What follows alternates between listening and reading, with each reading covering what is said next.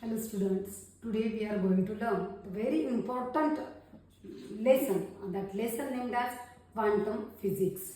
So let's start the lesson as quantum physics.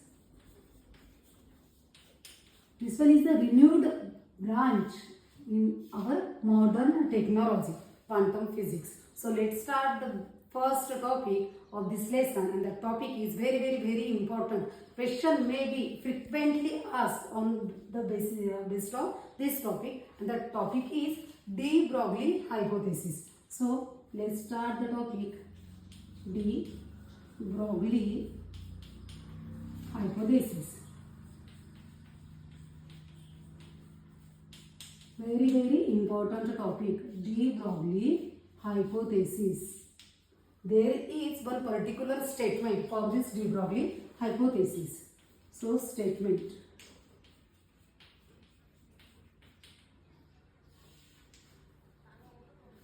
Listen carefully. De Broglie hypothesis states that every moving particle is associated with a wave known as matter wave, which is also called as de Broglie wave. Listen again. According to de Broglie hypothesis, there is one particular statement, and this de Broglie hypothesis states that every moving particle, suppose that moving particle is electron, then every moving particle is associated with a wave. That wave is known as matter wave, which is also called as de Broglie wave, whose wavelength is given by wavelength of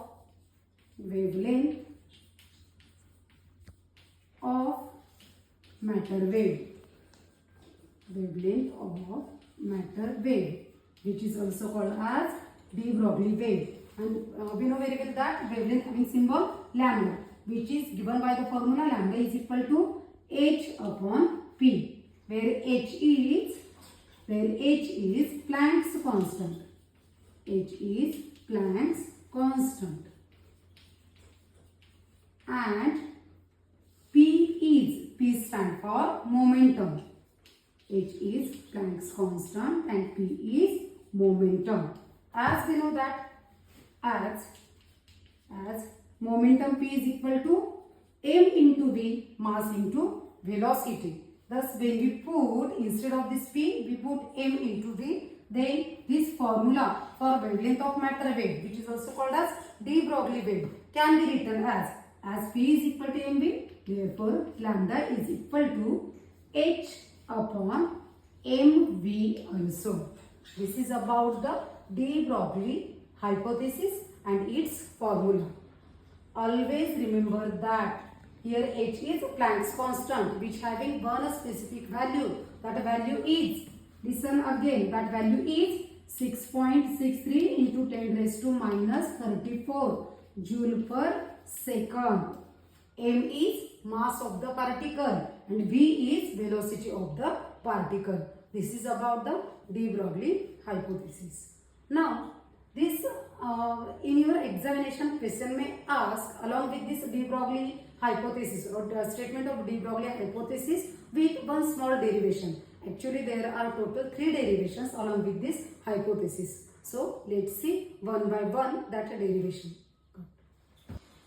Now, let's start the first one derivation, which is very important. And the derivation is de Broglie wavelength. De Broglie wavelength by analogy with radiation. De Broglie wavelength by analogy with radiation. So this one is important derivation which may ask along with the statement of de Broglie hypothesis. Now in this derivation we have to derive the formula for de Broglie wavelength, that is lambda. But that derivation, that formula should be analogous with the radiation. So in this derivation, according to theory of relativity, the momentum of a massless particle such as photon can be given with the help of energy E is equal to Pc. Momentum of the massless particle. Momentum is denoted by the symbol P. And that massless particle, suppose that massless particle is photon. Then it is related to the energy with the equation E is equal to Pc. Suppose that one is our equation first.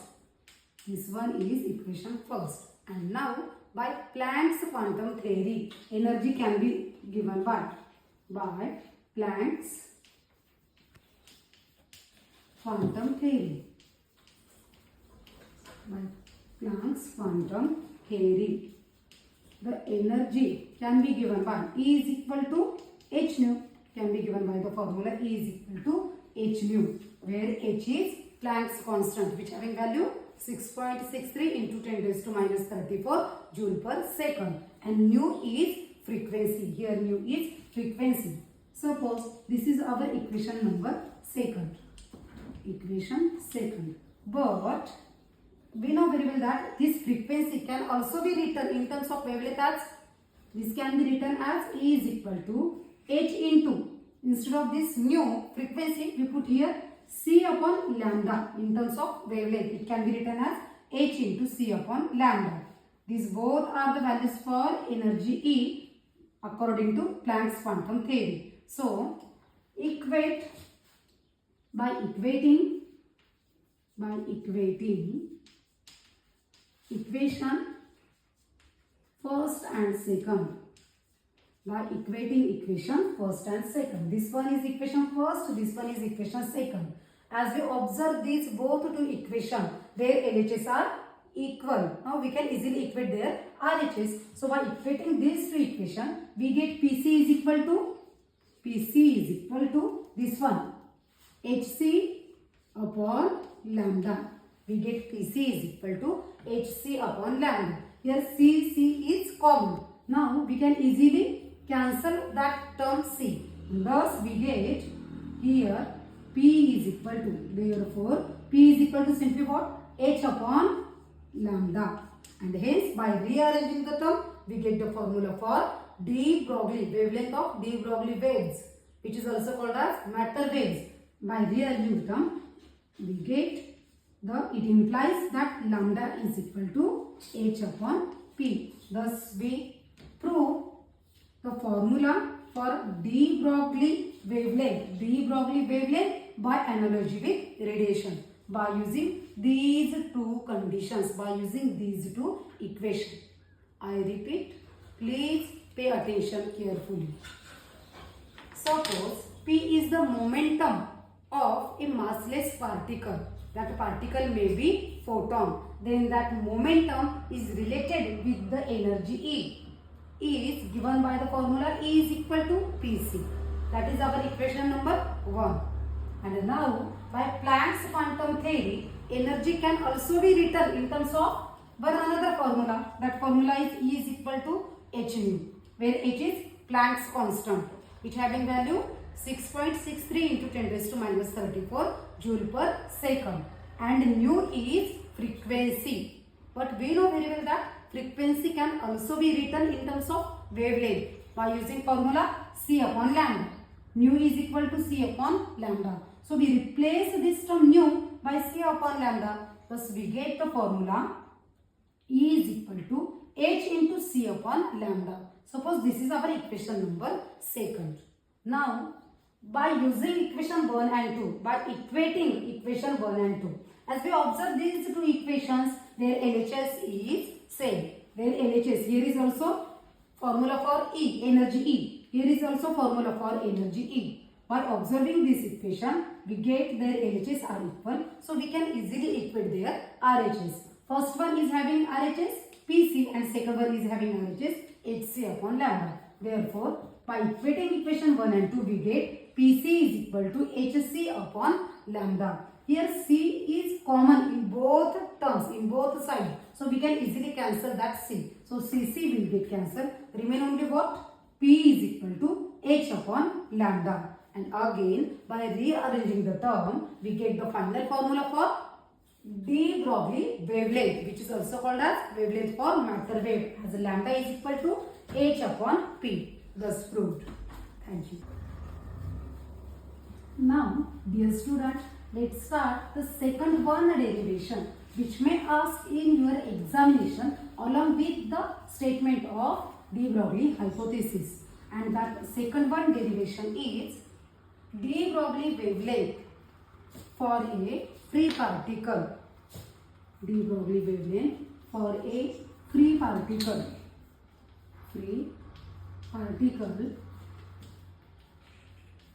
in terms of its